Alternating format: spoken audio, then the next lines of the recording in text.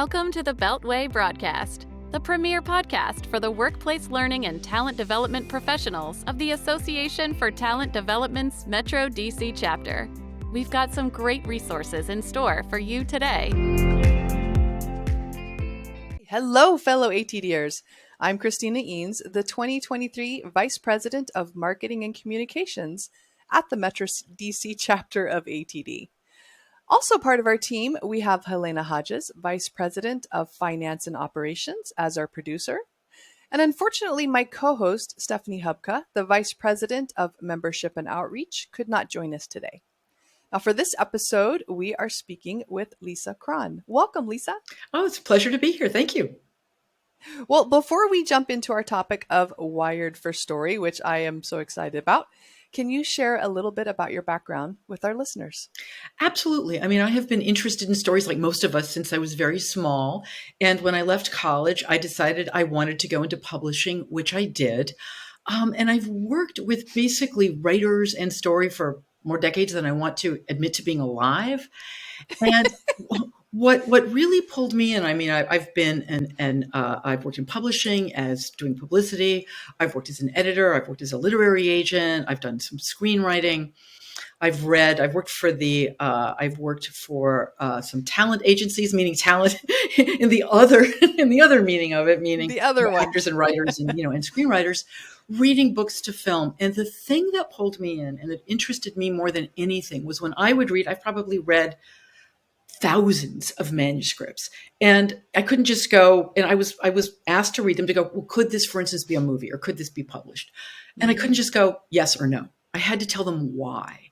And that meant as I was reading, I was diving in and thinking, okay, why is this grabbing me? If it isn't, why isn't it grabbing me? And the thing that surprised me more than anything was that when it didn't grab me, it was for reasons that had nothing to do with what I'd been taught. When it did grab me, again, reasons that had nothing to do with what I'd been taught. And what I discovered was that what pulls us in and what really grabs us has nothing to do with being a good, quote unquote, writer, having a way with words, a love of language, great metaphors, great. Nor did it have to do with a plot, meaning what was happening. It had to do with what was happening inside the protagonist. In other words, story is about, and what pulls us in is that internal struggle and the way that character, who is like a Vulcan mind meld to us, is reading meaning into what they're doing. In other words, it's not about what they're doing. And it's not about how beautifully said what they're doing is. It's about why and what it's costing them emotionally. And that was something that nobody else was talking about. Nobody else out there at all. In fact, for the writing world, it is the opposite of what is taught. And I thought at that point, well, this is my opinion, right? I've just come to this, and this is my opinion. But luckily for me, I mean, timing is everything, right? Like they say, what's the secret of good comedy? Timing. At that moment, there was the burgeoning world of neuroscience. Mm-hmm. And it pulled me in immediately because I realized that, wait a minute, what I thought of as like my theory, as if I made it up or something, was actually biological fact. Mm-hmm. And that was huge. And at that point, diving into it, not just in terms of how to write a novel or how to write a screenplay, it became, wait a minute, how do we communicate with one another? What really pulls us in? And that realization that, story is wired into the architecture of our brains. We think in story, we think in narrative, and communicating with somebody means really understanding their narrative so you can speak your narrative to their narrative. Mm-hmm. And that's what basically pulled me in. And I was very lucky, sort of last thing is because no one else was talking about this in the writing world or really in the world. I was able to be the first one there, especially in the writing world.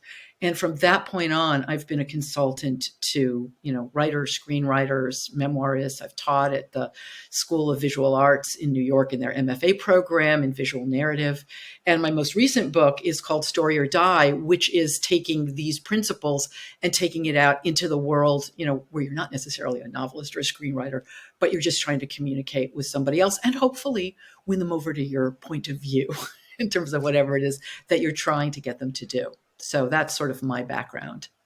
I love it. Well, and your book, Wired for Story, which is a topic that we're covering today.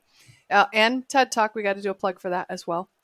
Thank you. But I love neuroscience as well. I love story.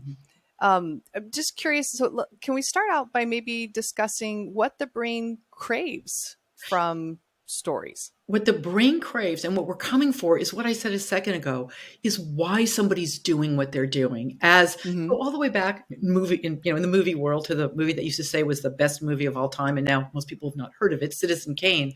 And it opens with a newsreel producer saying, nothing's more interesting than finding out what makes somebody tick. And Mm-hmm. that is just what we all want to know. We can see the world out there. We see the what, right? I mean, all of us, one thing I think every single one of us, you, me, everybody listening or watching today, has in common is that we've all survived from birth until now in the physical world. We've done that. We're survivors. Mm-hmm. But we don't want to know about the external physical world. We want to know about what somebody's really thinking. We want to know about why they're doing what they're doing. And that is what the brain craves in story, that coming in, that Vulcan mind meld, that you're on someone's Yes. wavelength, which sounded always, when I was growing up, it sounds like a metaphor. And it's not. Mm-hmm. It's a biological fact. So always what we're craving is, I see what you're doing. I want to understand why. And the Mm-hmm. reason why is because we evaluate everything that we hear about, that we think about, that we see based on one thing and one thing only. And it doesn't make us selfish. It makes us human, and, allows us to survive. And that question is, how is this going to affect me in my Mm-hmm. life in terms of achieving my agenda? Is it going to help me, or is it going to hurt me? Which basically boils down to, is it going to keep me safe? And that's Yes. what we're wired to come for in everything. And when we're trying to convince somebody of something, the first thing they want to know is, and this is like an old saying, but it really bears repeating, nobody listens until they feel heard.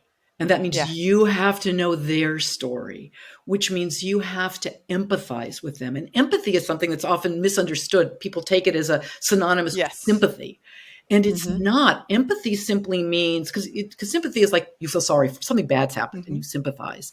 Empathy isn't just when something bad has happened. Empathy simply means you understand why somebody's doing something based on their belief system, in their Yes. opinion. That's what you need to know first before you can convince them of anything, teach them anything, before they're willing to listen to you. Because Yeah. otherwise, the minute someone comes up to you and says, we got to talk, it's like, okay, but not now.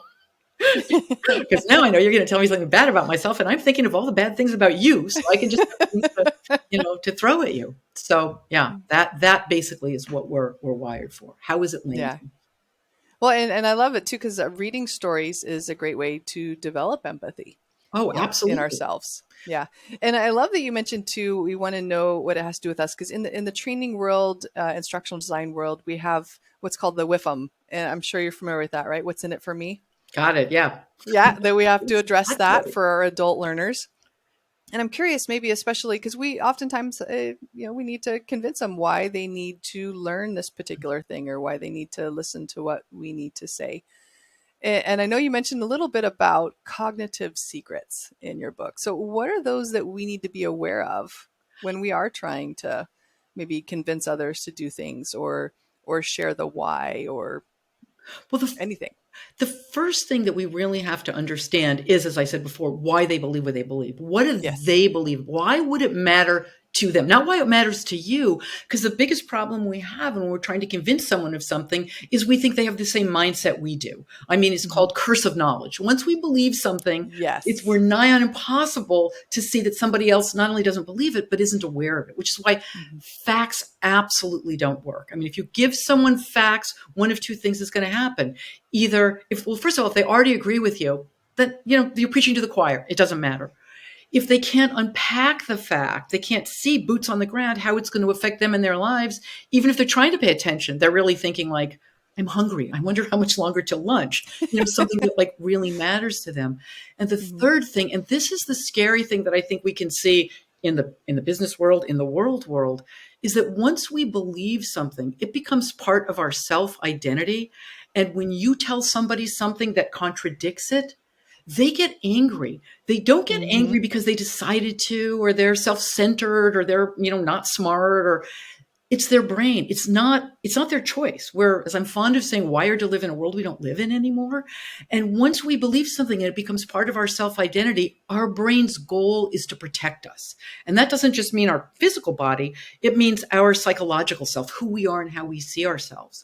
So when someone comes in and says something that's the opposite, up comes this part of the brain, not only that's going to argue with everything, but that gets angry. I mean, here's a fun fact. When somebody says something that you disagree with, that, is the opposite of what you believe, blood rushes to your thighs in case you need to make a quick getaway. Because as far as your brain's concerned, it is the same as a physical threat. It's the same as somebody coming at you with a baseball bat. Again, we don't decide to get angry. We don't decide to have our blood boil. Great metaphor, because it's true. Mm-hmm. That happens. Our brain has taken that out of our hands. So the best way to convince anyone of anything, there's a lot of work to do first, which is you have to understand why, in their opinion, what you want them to do is going to benefit them and make them feel more like, and I hate using this word because it's so overused, but their most authentic self. Yeah. That's the key. Yeah. Oh, that makes sense. So is there maybe an example you can provide of when story has been done well, and maybe tips for creating it during the process? Well, story has been done well. I mean, I can give you a 2-word story that did very well. That also turns out to be what PolitiFact called the biggest lie of 2008. And it's a 2-word story, and it's all it takes. Because if you understand how your audience is going to unpack what you've said, the biggest lie of 2008, according to PolitiFact, was Sarah Palin's death panels. If the Affordable Health Care Act came in, we were going to have death panels. And she knew if she said that what her audience was going to unpack it as is grandma, or worse, my critically ill toddler is going to have to go up in front of like a tribunal of bureaucrats who are going to look and go, yeah, you know what, we've done the math and it's not worth it, and we're going to just leave them to die. That was what they were going to unpack. And that's why there was so much, when you think about, and this goes, here goes story versus fact. The other side was saying, no, you don't understand. Let me explain to you why that isn't true. And they were going to give facts. Nobody paid attention to that. And that was the truth. What they should have said was, you have insurance companies for profit now. We've already got death panels. It's like, that is our system. How can you not know that? But the point is, when you know how someone's going to unpack it, it can be 2 words. Or, another example that I could give you, and this comes from an ad. It was an ad for Subaru that they did a while back.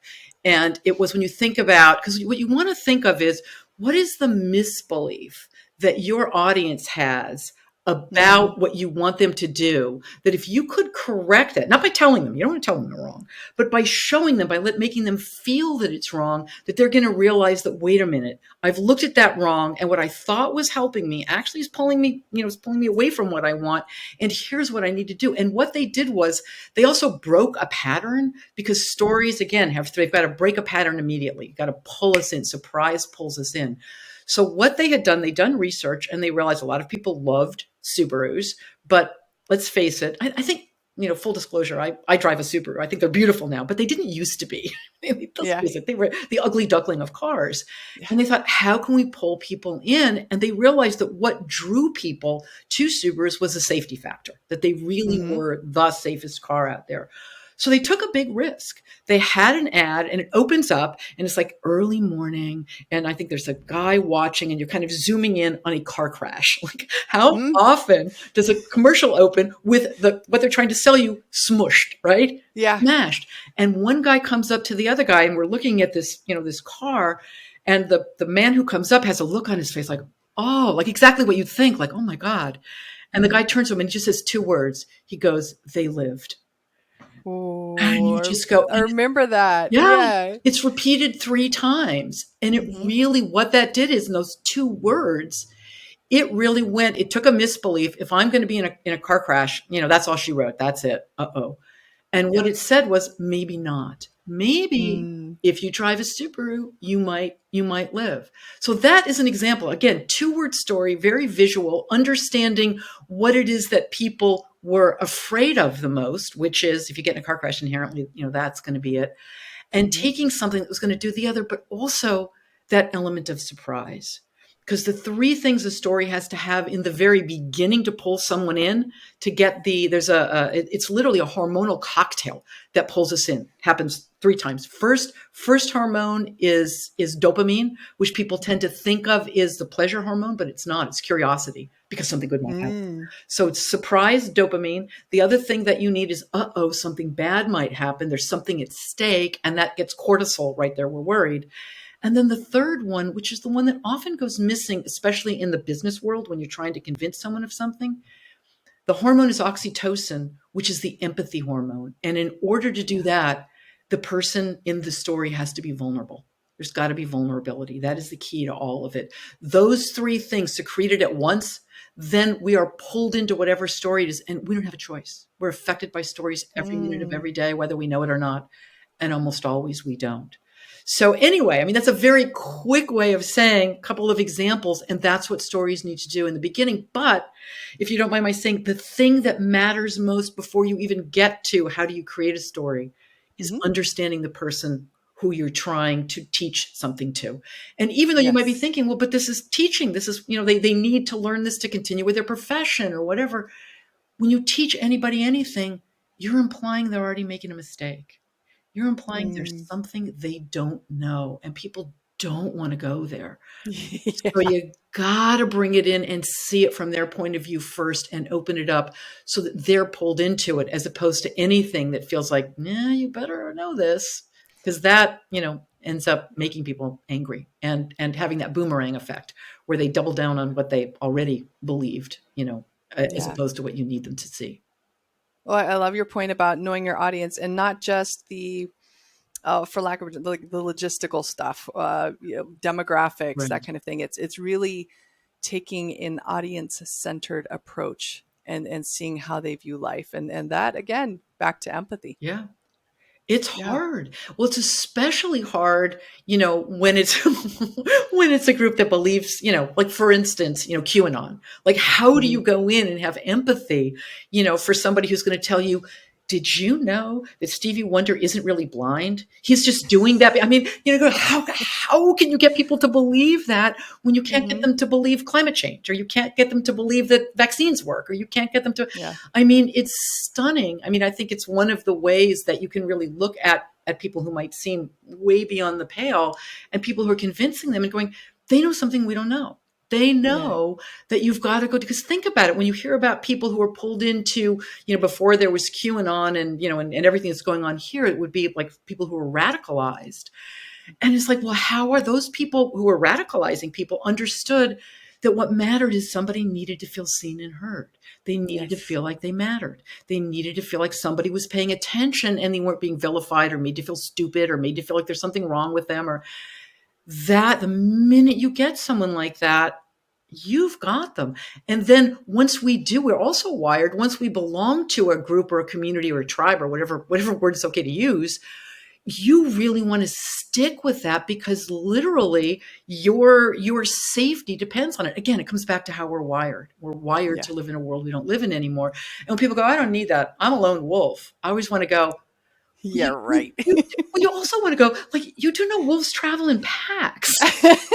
In the wolf community, like literally in the wolf community, a lone wolf is a wolf that has done something so egregious, it's been left to die. It's been ostracized. We all want to belong. And then, I mean, the other scary thing about pulling on somebody's belief system is sometimes you have to realize that if you pull on one thread of it, you might pull all of it down. And that's why a lot of people will stick with something that seems so beyond the pale. But it's like, if they question that, they've got to question everything. And that's too frightening. So there's so many more things at play than just quote unquote logic. I mean, that's where, if you don't mind my saying, we've been so deeply led astray. Like the whole cornerstone of Western civilization, Plato's, it's logic and reason versus emotion. I mean, Plato, bless his heart, was 100% wrong. It's emotion at the end of the day.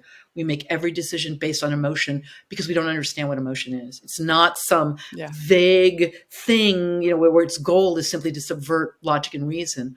Emotion is what telegraphs meaning. It lets us know what things mean to us. If we couldn't feel emotion, if we couldn't feel and process it, we couldn't make a single rational decision. Again, biology, not metaphor. Yeah. It makes us, it helps us make decisions much Right. more quickly. We'd be analysis paralysis, right? Right. Well, exactly. But at the end of the day, Hmm. even when we've thought about it, because it's not binary. Yeah. Plato made it seem like it was binary. Keep emotion Yeah. away, right? Don't let emotion logical reason. And it's not the opposite. It's not, well, to hell with the facts. It's just what my Hmm. gut feeling is. It's both and. But at the end of the Yes. day, always emotion is the decider, because emotion Yes. lets you know what it means to you. Like I said, literally, biologically, you could not make a decision if you couldn't feel and process emotion. You Absolutely. wouldn't be able to. Yeah. It's Well, I'm so glad that you have brought in, because I've heard several different ways of, storytelling. You need to create a story this way, and it needs to start out this way, and the middle needs to have this. I'm so glad you brought in the way the brain works and why we need to develop things, and that we can create an amazing story with just 2 words. It doesn't have to be this whole thing. Um, so before we get to the rapid fire questions, can you share? I know you mentioned a little bit earlier, but very specifically, the resources that you have available and how people can find them. For me, I have a website. It's simply Wired for Story. I'm very easy to be found that way. There's a website called Creative Live that I talk about bad marketing, at least for my part of it. It's mostly Mhm. photography, but I have several classes there that are long, and there's a great writing resources and business resources there. Also, what used to be lynda.com, and now it's LinkedIn Learning. I have a Mhm. course there. Yeah, and that's I'm really super easy to find. Awesome, because I know people are going to want to dive deeper into this. Yeah, and just last thing on that, my most Sure. recent book, which is called Story or Die, is exactly on all of this. It's not there for writers per se. It's there for the world of work, the world of other people. Okay, Lisa, at the end of every episode, we like to ask our guest rapid fire style questions. Each question requires less than 60 seconds to respond. So are you ready for some rapid fire? You bet. Awesome. Okay. So, of course, in addition to your books, give us one book that everyone must read and why. Okay, the book that I would recommend is a relatively new book, and it's called An Immense World, and it's by Ed Yong. Hmm. And the reason is, here's the subtitle, How Animal Senses Reveal the Hidden Realms Around Us.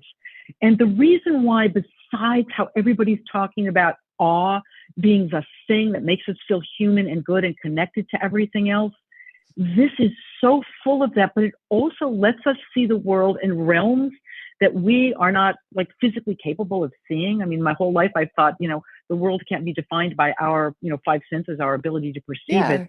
And the way that the world is seen and experienced by all different kinds of animals really makes us feel, I think, connected, and really makes us feel how important it is to see how other people, creatures, animals see everything. I think Yeah. it really, really will lend to empathy without being something that you'd read to try to empathize with other people who you might already disagree with. So you've already got a reason why you're kind of, I don't want to read about that. I don't want to know about that. Yeah. This opens all of it up in a way that is just human. And he is an amazing writer. It's a fabulous, it's like reading science fiction. It's so good, except it's not fiction. So An Immense World by Ed Yong is the book I think everybody should read. He's awesome. Amazing. Oh, awesome. Thank you. Okay. So what is a tool, and you can define that however you'd like, that you can't live without?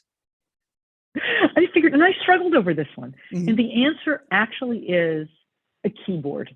I cannot live without a keyboard. I can't write. I can't think without a keyboard. Once the typewriters were great. The minute I got my first computer, first laptop, I think better, I work better, I go faster. I don't know what I would do without, obviously, and the laptop to which it is attached. Yeah. But a keyboard is the tool. I would not be me without a keyboard. I love that. If you think about that, gives you access to the world, which is amazing. I love it. Okay. What is the best piece of advice you have ever been given? Okay, this I really thought about, and this really did make a difference. I was starting my business. I was working with writers, and I was working with a coach who said, and I said, I just don't know if I have the time, if I can go ahead. And she said, okay, is there anything you hate? Like, what are you doing that you really, if you could stop, what would be the one thing you'd stop doing? And it was something really seminal. It was writing notes. I write, writers come in, they want notes, they want things written out, and I said, and I hate it. I hate doing it because I don't think it's valuable. It wastes time. It makes my stomach hurt to do it. It's always better to talk it out, but everybody expects it. And she said, stop doing it. Stop offering it. Stop doing it. And I can't. That's what they come for. She said, just stop doing it. And I stopped doing it. And my business doubled. Wow. And I have never looked back. It was so counterintuitive. I never would have the guts to do that, or even thought that it was a possibility to do it, until she said, yeah, don't do it. And I think what makes me good, what makes me able to listen, because dialogue is so much better than just telling somebody something. You don't know if they're going to get it. You don't know if not. I do everything in dialogue form, and wow, does it make a difference? Well, like I said, I never would have had the courage if somebody didn't give me that piece of advice. And so, yeah, if you hate it, don't do it. And I don't know that I would have kept, I don't know if I would have been able to keep my business going otherwise, because that's how much I hate it. Just hated it. I love it. Yeah. So it just that was let the it best piece of go. advice I ever got. Indeed. Awesome. Indeed. Oh, well, Lisa, we are so happy you joined us today to share your wisdom with our community. Thank you so much. Well, thank you. It was a real pleasure talking with you. Oh, well, and of course, many thanks to our community for listening. Now, before you go, though, we have a message from our producer, Halyna Hodges. Attend one of our upcoming programs. There are many to choose from. Simply go to dcatd.org and select chapter calendar to find out more. Follow the Metro DC chapter of ATD on LinkedIn today.